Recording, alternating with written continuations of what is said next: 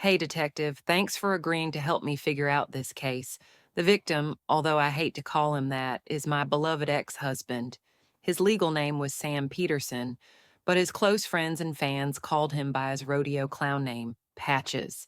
A few weeks ago, on the last day of the Hawk Springs Rodeo, Patches died when a bull trampled him in the arena.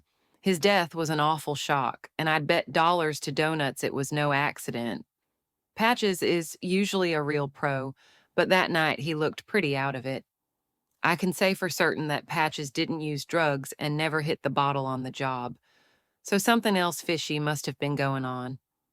I know deep in my gut he was murdered, but I just don't know who did it. That's why I need you. I'm really glad you're on the case. Patches was way more than just my ex. He was my closest friend, my hero. We were mejores amigos long before we got hitched, and we stayed that way even after we split up. We realized we're better friends than lovers. From Vegas wedding to quickie divorce, it was always him and me against the world.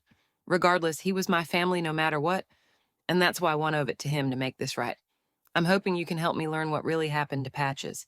To get you started, I sent you copies of all the official reports surrounding his death, things like witness statements and the autopsy and toxicology report. You'll definitely want to check those out. Plus, there might be some juicy stuff in the locked folders on the rodeo's main office computer. You can find them at hawkspringsrodeo.com using the password horse. In case you're wondering, I sure don't know the folder passwords, but maybe you can figure them out. Also, be sure to take an extra close look at Patches' notebook. I think there's some sort of code in there, so maybe he was hiding something. Make sure you read everything one sentence. I grabbed anything one thought might be useful, which even includes a receipt I found in the office trash can. You never know what might come in handy. Once you think you've figured out who the killer is, please send me their name through the contact button found on the online desktop at hawkspringsrodeo.com.